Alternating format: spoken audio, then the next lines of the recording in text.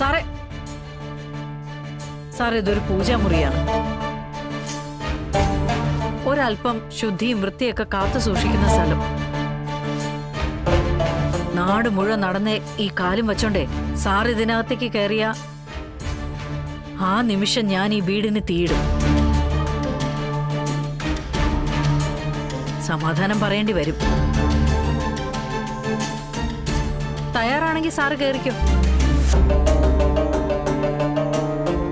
പിന്നെ ഒരു സ്ത്രീ മാത്രം താമസിക്കുന്ന സ്ഥലത്തേക്ക് സെർച്ചിനെന്നും പറഞ്ഞ് ഇതുപോലെ തള്ളിക്കയറി വരുമ്പോഴേ മരുന്നിനെങ്കിലും ഒരു വനിതാ പോലീസിനെ കൊണ്ടുവരണ്ടേ സാറേ?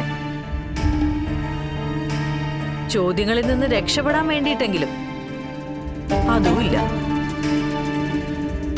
അപ്പൊ പിന്നെ എങ്ങനെയാ സാറേ സെർച്ചെന്നും പറഞ്ഞ് ഞാൻ എന്റെ വീട് തുറന്നു തരുന്നത്?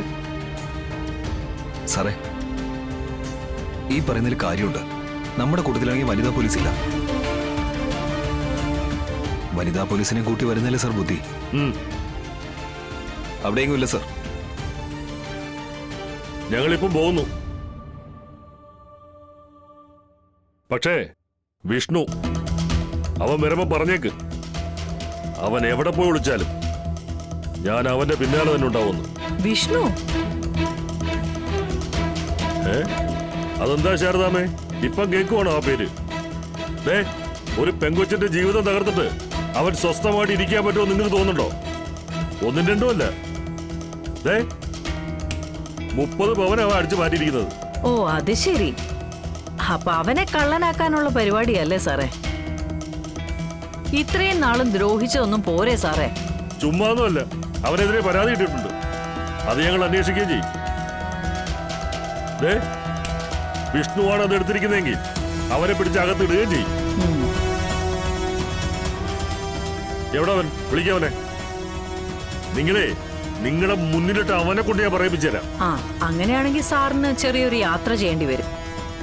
വിഷ്ണു ശാലിനിയും കുട്ടികളും കൂടി ഒരു ടൂർ പോയിരിക്കുക.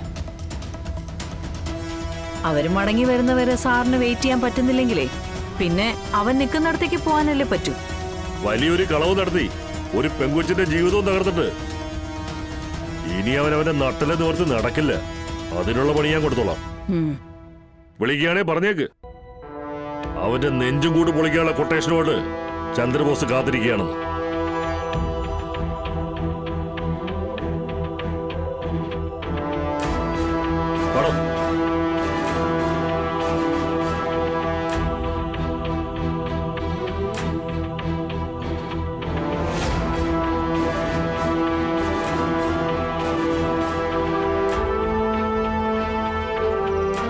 സാറേ,